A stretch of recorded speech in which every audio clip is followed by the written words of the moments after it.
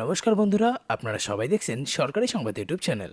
বন্ধুরা, আবারও কিন্তু নবান্নের তরফ থেকে বৈঠকের ডাক দেওয়া হলো। হ্যাঁ বন্ধুরা, যেমনটা আপনারা সবাই জানেন, দিন দিন যেভাবে প্রতিদিন করোনার সংক্রমণের দিকে নতুন নতুন রেকর্ড তৈরি করছে, সেই জন্য কিন্তু নবান্ন লকডাউন ছাড়া আর কোনো পথ খুঁজে পাচ্ছে না।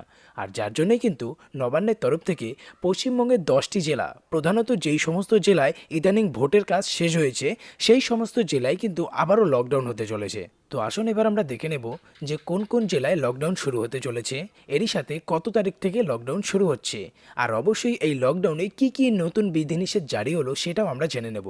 তো এখানে দেখুন, প্রথমেই হেডলাইনে বলা হয়েছে পশ্চিমবঙ্গের লকডাউন জারি, বড় ঘোষণা সরকারের। তবে তার আগে এই ধরনের দরকারি আর গুরুত্বপূর্ণ খবর যদি প্রতিদিন জানতে চান, তাহলে কিন্তু অবশ্যই সবার প্রথমে ভিডিওটিকে একটি লাইক করবেন, এরই সঙ্গে লাল রঙের সাবস্ক্রাইব বাটনে ক্লিক করে বেল নোটিফিকেশনটা অল করে দেবেন। তো দেখুন, এখানে বলা হয়েছে যে রাজ্য জুড়ে মহামারী করোনা ভাইরাস আগের মতোই ভয়ানক হয়ে উঠেছে এবং দ্রুত গতিতে সংক্রমণ আবারও আকাশ ছোঁয়া হারে বাড়ছে।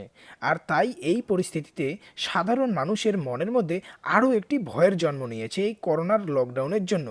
এরই সঙ্গে দেখুন, এখানে আরও বলা হয় করোনার জন্য যদি আবারও পশ্চিমবঙ্গে লকডাউন ঘোষণা করা হয়, তাহলে এবারে সাধারণ মানুষের কি হবে। আর ঠিক এরই মধ্যে পশ্চিমবঙ্গে লকডাউন জারি করা এবং নাইট কারফিউ নিয়ে বৈঠক করেছেন রাজ্যের মুখ্য সচিব আলাপান বন্দ্যোপাধ্যায়। সেখানে বলা হয় সংক্রমণ যেভাবে বাড়ছে, তাতে আগামী 24 ঘন্টার মধ্যে হাসপাতালগুলির পরিকাঠামো বদল করতে হবে।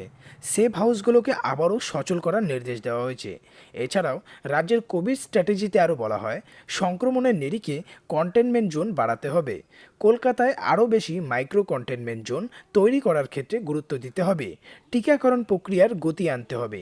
এছাড়াও বলা হয়েছে কলকাতায় এখন করোনা গ্রাফ ঊর্ধ্বমুখী, তারপরেই রয়েছে উত্তর 24 পরগনা।